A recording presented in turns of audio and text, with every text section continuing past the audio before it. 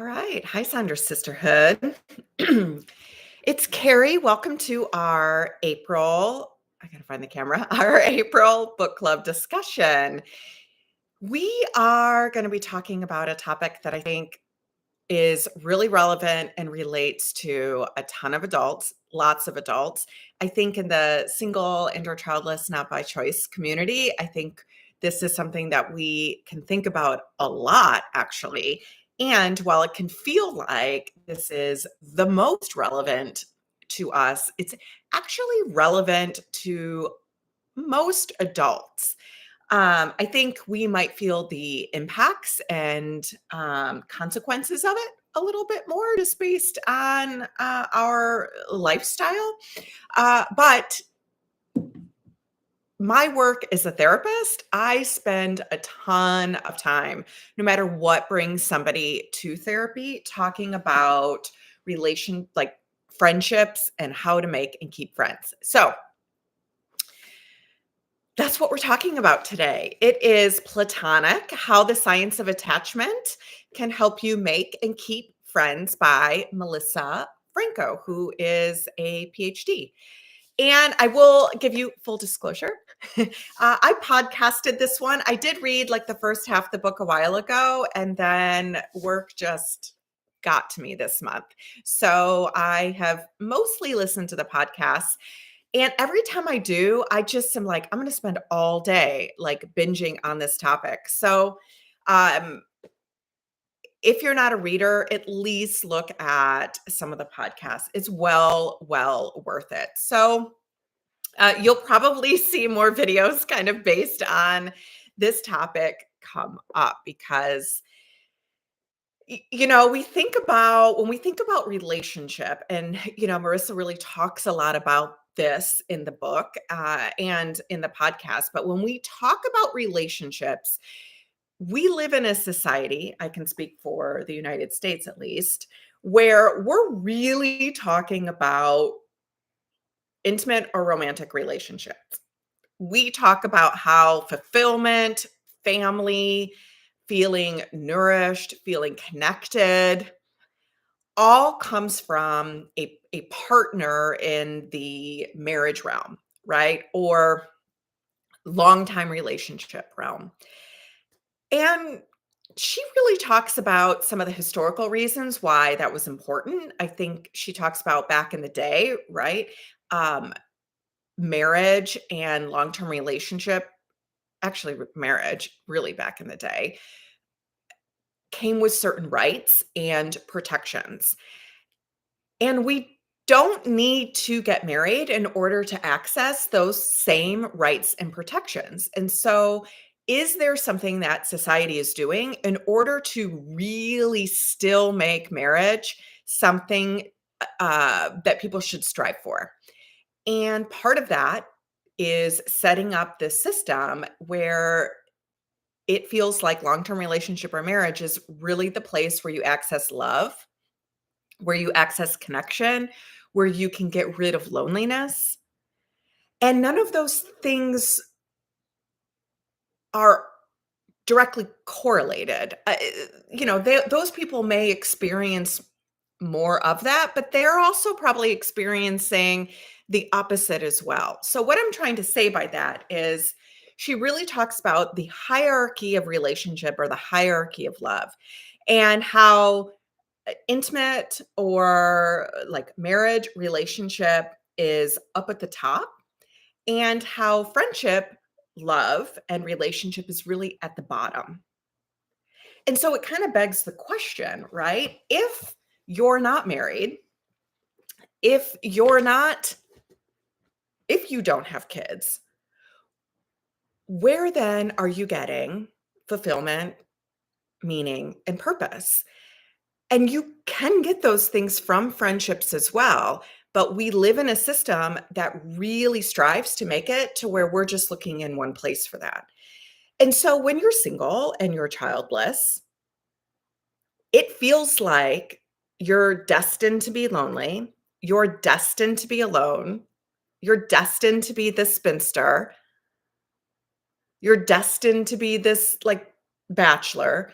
you're destined to be these things that it's not actually true. It may just be a system that's trying to kind of push people in this direction still. I'm not saying that it can be a bitch to be alone. And I think we can maybe cast a wider net in terms of where we're getting love, fulfillment, attachment, right? It in fact, I haven't looked this up, but because many people are looking in one place for those things, I do sometimes wonder, is that why the divorce rate is so high? Because you really can't you really can't get all things from one person. Even evolutionarily speaking, we're meant to be a part of community. We're meant to have people play different roles in our lives. And so the fact that we're feeling certain ways, it's not you. She also talks a lot about this. Just because you are feeling lonely, it isn't maybe because you don't have a partner. It also may not be because you don't have kids. I'm not saying those things don't have impact, but she really emphasizes that it's not a you problem. It is actually a systemic problem. She goes in and talks about the data around the percentage of people that are endorsing some loneliness. And this is happening not just with single people, not just with people without kids, but it is happening statistically. You are not alone. So you could look around and not be alone, and just know the science also backs that up. So, all of that to say,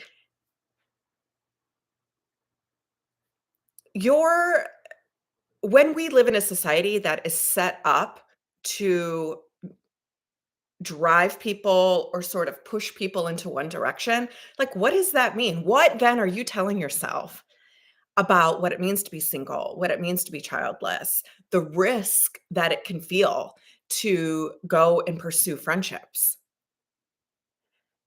That's a pretty big risk. And she talks a lot about, I have some notes. That's why she talks about, like, do we then invest differently in friendships? Because it feels like to get the golden nuggets, essentially, that comes with marriage or romantic or intimate partnership. And it really downgrades the value of friendship. And if we look at the statistics, what plays out is, yeah, it's you need friendship. Friendship has to be a part of somebody's life. Um, she talks about how there's three different types of relationship: intimate relationship and collective. And again, she talks about how we're not wired to be alone and how we need all three to feel connected. She also talks about the importance of expanding, like yourself, the importance of having a wide variety of friends, the importance of using maybe friendship and relationship to access different parts of yourself. I talk about this on more of a like superficial level, but like I have my friend who we go to Ulta, we pick out a bright lip, and then we go to Barnes and Noble next door. Like that's kind of what I do with that friend. I have another friend where we do more happy hours. I have another friend where we're mostly hanging out with our dogs. So I have friends that do different things and that expand different areas of my life. You might have friends that um you can access different parts of yourself, right? Maybe you can show your more funny and spontaneous side here. Maybe you're showing your more intellectual side over here. Obviously, you can also do these things with a single person, meaning one person. And having a variety of people in your life is important. It kind of goes back to the marriage things. We all kind of have those friends, whether it's like my husband or my wife is my best friend. I don't need anybody else. I just want to hang out with them. And that's a lot of pressure to put on a relationship, right? And you're closing yourself off to other aspects of your life.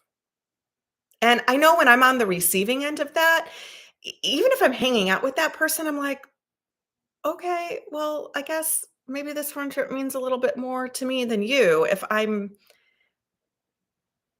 it's very devaluing, right? Um, that was just my own stuff coming up. I don't just sometimes when you're free talking, just your own stuff just like spills out into the live, right? Um, Another thing that she really talks about, which I might do a video on this because I could just deep dive. And it's called the liking gap and the liking theory. Because, well, actually, let me talk about something else first. So, when you're single and you're childless, not by choice, you're definitely within a system and within a culture that is telling you that's not the norm, that you shouldn't be striving for that. Sometimes in my kind of low moments, I tell myself, "Well, I'm actually living a lot of people's worst nightmare." Holy shit. And it's that can seep in and get stuck, right? And because of that, we're not always sure how people are going to respond to our lifestyle. Um, Feeling that maybe people might entering the friendship in a more cavalier way than I might be, because I might be looking again for some type of friendship where they're like, "Oh, I could go out to coffee with this person today and that's okay." Right? So like my brain sometimes tells me those things. And first of all, I think it's probably your brain playing a trick on you. And it's this idea that we are wired to keep ourselves safe, right? This is where also like the attachment theory piece of the book comes in. She describes attachment, which I really like. So I wrote that down. And these are her words. I wish they were my words, but these are her words, that the attachment style that you have, which is anxious, um, meaning you might be going to that person for a lot because you're anxious they aren't going to stick around. You may feel like you need to get everything from that person. Avoidant, which is I'm going to keep you at bay because I'm not taking this risk. Disorganized, which is kind of a mix of both. And then secure, which um, is what it sounds like, right? Oftentimes, these are formed in childhood, but they don't have to be. You could have something as an adult that triggers this as well. And the attachment style serves as a template of how we interact in relationships. And so we sometimes repeat these things, even if we don't necessarily get that red flag or warning sign from the other person. We're just kind of always holding that warning sign. And so, because of that, particularly, I think maybe if you're single and you don't have kids, you're bringing kind of a protection into the relationship. And so just think about how that is going to impact how you interact with other people. It certainly impacts me. I mean, I will like put that out there. I am definitely very careful about showing that I really want to be friends with this person or I want to hang out with this person a lot because I have a perception or my brain is telling me they're so busy. I'm gonna be like this, like, friend that's they think is super needy and they like, I'm coming to them for too much stuff. Like, I tell myself a lot of distorted things, and part of that is my, kind of attachment theory, not wanting to be a bother, not wanting to maybe even necessarily be seen, and so I try and remind myself that the things my brain is telling me are probably tricks and probably not based in reality. That gets to like the liking gap. And the liking gap theory, which she said this is done through a psychological study, that if when they do a study and they tell people, you're going to meet this person and they're going to like you, and that's a deception. Like she says, that's a deception. That's not a true thing. But in these studies, they set people up in certain scenarios, right? And so they tell people, this person already likes you. They're going to like you. Now go interact with them. And then they send people in to go interact with others and they don't say that. Well, lo and behold, right? People's perception is they, if they know they're already liked, they are going in more open, more casual, and they perceive themselves being liked much more. So the whole idea is we perceive ourselves not being liked, and the reality is people are liking you. So it's the liking gap. Like the reality of how people feel about you is much higher than what your brain is telling you or what people's self-perception is. If nothing else, just remember that when you're going out into the world and you're looking to make some friends. Remind yourself that there's actually scientific based research that says we are kind of hardwired to feel like we are going to be liked at a less rate than what the reality is. She talks about kind of the evolutionary purposes around that, right? If somebody was by themselves, in caveman days, then it was a danger, right? To go in and interact with each other or not be a part of a larger community. And so an evolutionary footprint that is left then is if we're feeling alone and we're going to interact with other people, we got to be real careful because this could be a dangerous situation. I mean, I don't feel that way in terms of like feeling like I need others around me because a lion might come get me. But I do feel like I need to be careful who I'm interacting with because I don't know what they're going to think of me.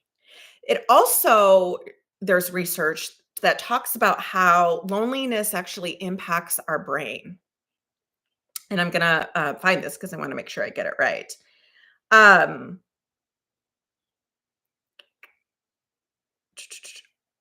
so, loneliness impacts how we view the reality. And again, this is probably like a self-preservation or biological like coping skill that our body has developed or our brain has developed that we're still using even though we're no longer in that situation. And people who are feeling more lonely, they feel more rejected, they feel more judged by others. They feel more judged than what they're actually being judged. They're much more vigilant on the situation, who they're talking to. I think that can then come across as like lack of openness, maybe not talking as much. People might even be perceiving that as, oh, she doesn't need any friends. I get that a lot. Um, People who are experiencing loneliness also can sometimes judge others in their brain and sometimes verbalize disliking others more. Now, I wanna be really careful when I say that is it's not that people who are lonely are that way, which breeds to loneliness.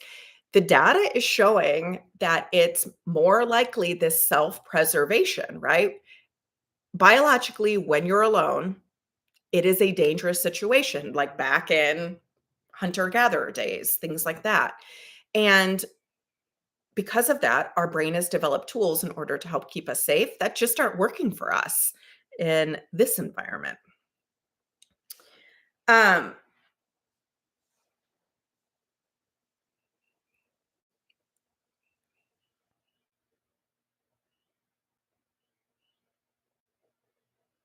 Sorry, I'm just reading my notes here. So, a couple of the things that she talked about in terms of some actual like skills and ways that we can take this forward is really reminding yourself that the odds are somebody isn't saying they don't like me.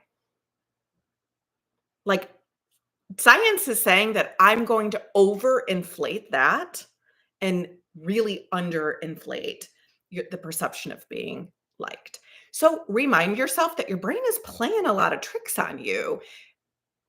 And the types of tricks it's playing, consider what your attachment style is.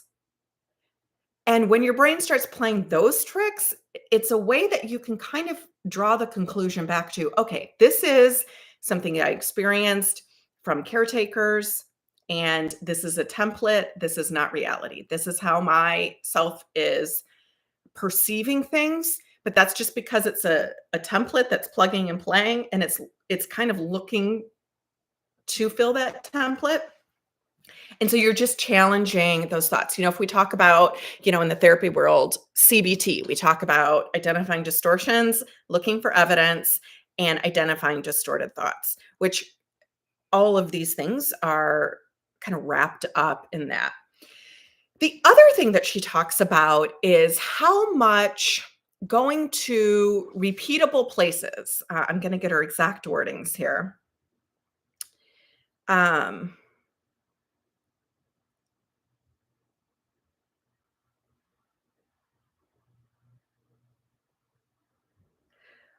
Repeated unplanned interactions, right? And we used to do more of things like church functions was one. Like, people used to go to their community centers or the pub or things like that. And we do less of that now. Like, very little of our life is sort of planned. And because we have more, as adults, we have more unplanned, repeated interactions, it's harder then to develop a relationship that can kindle into friendship. She really talks about how when we're a kid, we have lots of unplanned, repeated interactions, right? We are going to school, we're going to a certain sports practice. And when we lose that, we struggle kind of finding those places because, again, they're not at home, they're not in our house. And I think some places that can maybe serve a little bit as those things now. I want you to think in your own life about where you go repeatedly, where you kind of see the same people. Like the dog park, I think is something that is pretty similar. People are kind of going there the same time most days. They have a routine around it. And you can start to say hi. Then you say hi to the dog. You probably know the dog's name for the first month. And then you ask somebody their name and so on and so forth. And so you can trial somebody out, I guess, as a friend a little bit and step your toe in and get to know them a little better. When we don't have those, it feels like the stakes are higher and we're not consistently seeing people. They also talked a little bit about, if you want to take a class, consider taking a class. They use like a language class. Consider taking a class that is repeatable, right? So maybe it's for 3 months and it's every Saturday or every other Saturday versus taking one afternoon because you're going to meet people and then never see them again. I thought that was a really good tip, is to consider like these repeatable places. And, it goes back into kind of the third place that we talked about, how there's kind of a degrading of the third place. Home, work, and then not many of us have that third place anymore. And home, it's just, for me, it's just me and my dog. And work, I had a job where I got a ton of friends through work and it was great. But not everybody wants to do that, or not everybody enters the workplace where they might feel like that's unprofessional. As you start to grow in the workplace, like becoming and hanging out socially with the people you're working with becomes harder, right? So all of these things create sometimes some barriers. And gosh darn it, if she didn't freaking say, you gotta, when you're in these places, you do have to initiate. We don't initiate for a variety of reasons. A lot of it is tricks our brain is telling us.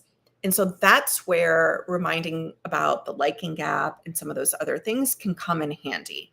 is you can remind yourself, my brain is playing me a lot of tricks on me right now. And, the other thing that we say in the therapy world, I can't remember who says this, but I didn't make it up, is feelings aren't facts, right? Feelings are not facts.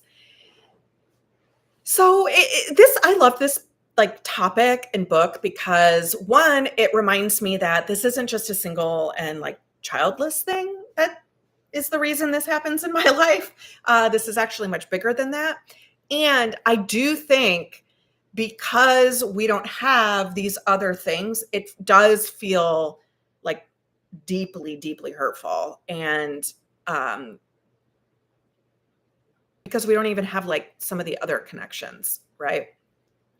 And reminding ourselves we're set up in a system that is trying to push us in one way. And like for some of us, we're like, I want to get on that track.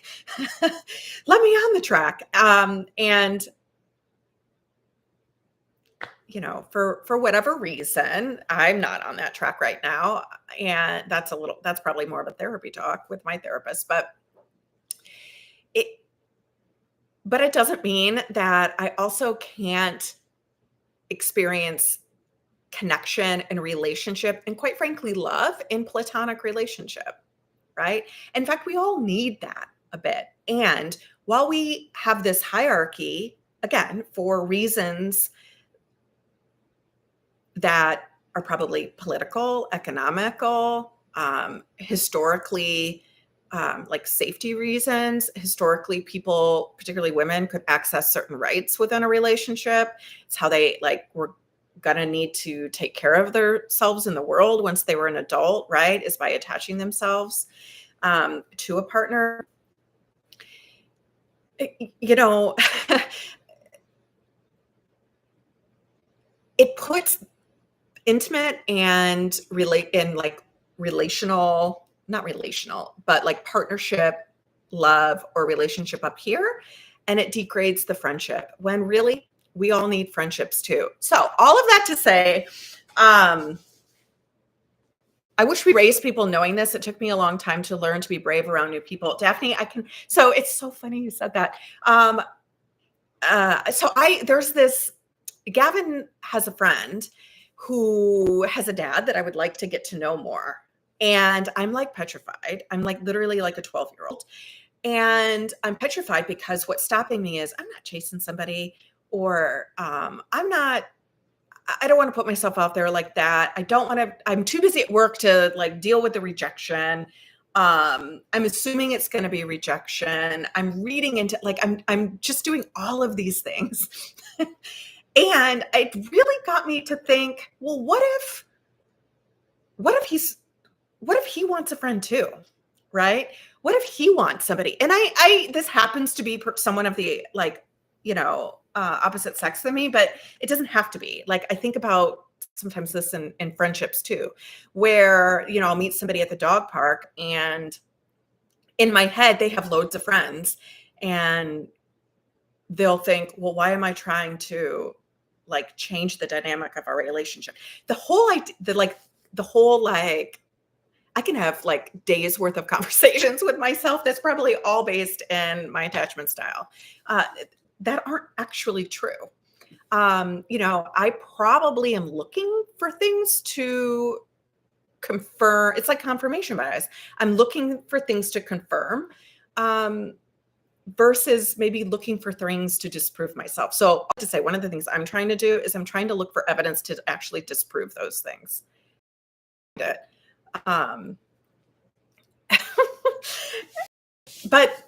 this is a good one. Like, this is a good book. I think I'm going to, again, I have mostly did podcasts, but I'm going to go back and I read the first part of the book, but all of that to say, Daphne, sorry, I'm rambling now. My friend is the director of an outpatient program where I work in terms of behavioral health. And one of the things that we've been talking about is this whole idea of groups with diagnoses attached to them is so freaking out the window. A group that's for depression, or a group that's for anxiety. People don't want that type of label slapped on them, and I don't blame them. But what we're finding, because I work with a different team, outpatient team, and we're trying to like pair up, is the status, not status, like the like identity based groups are like super popular. And I told her, I was like, we need to do a group on how to make and keep friends for adults. Not only because I just read this book, well, half the book, and listened to a bunch of podcasts, but because this comes up in individual therapy all the time, whether you're single, whether you're childless, whether you're married, whether you have 10 kids, wanting connection and wanting adult friends is just 80% of a lot of it. And it goes back to connection and feeling connected. And again, how we're not going to like repeatable places. I think sometimes that's why like moms are going to, my perception, I'm not a mom, so I don't freaking know, are going to repeatable places, right? They're going to their kids' school, they're going to daycare, they're going to mom's groups, they're going to things like that. And so when you're single and you don't have kids, you got to find those things. In my world, it's the dog park until Gavin kicks out. That's why, like, when Gavin got kicked out of the dog park, it was devastating. I haven't like sobbed like that, like to my mom, and probably since, I don't know, probably since my divorce, like maybe 20 years, like a long time, because that loss was so powerful because it was one of my repeatable places. Anyway, this will not be our last discussion on this book, Platonic, How to Make and Keep Friends. Let me know what you think. Let me know what you loved. Let me know what you'd like to talk about more in this topic. That brings me to our next book club, which is going to be May 24th at noon. That should be a Saturday. I double checked it before I got on here because I screwed up the date like multiple times on this, but May 24th at noon. Guess what? Oh, it's upside down. The Courage to be Disliked is what we're going to read. The Japanese phenomenon that shows you how to change your life and achieve real happiness. Holy shit, we about to hit the jackpot. But I have not read this book at all. So crossing my fingers that it's relatable and appropriate. But we are going to read this together on May 24th at noon. I hope to see you there, and I'm really excited to read this together as a group. Subscribe to Saunders Sisterhood if you liked this, want to know more about what we're doing. It's a video. It's a YouTube channel for people who are single and childless, not by choice. Holla. And I have something exciting coming out too. I've been working on like a coping. I'm going to say it's like a coping thing. I've been working on, and I don't have a release date yet for it, but I'm going to be announcing that soon. So excited to see everyone. Daphne, thanks for your messages and encouragement. And remember, your brain's playing tricks on you. Feelings aren't fact. People like you. People like you more than what your brain's telling you. And initiate. I'm going to challenge myself to do it. I'm going to try. And in my head, I've been like, I'm not reaching back out to him because, and I think I want our dogs to meet up. So, oh God, should I put that out on the internet that I'm going to do that? Okay. I'm going to, as the leader of Saunders Sisterhood, I'm going to practice what I preach and do that. So I'm going to do something to initiate. My challenge to you is to do something to initiate as well.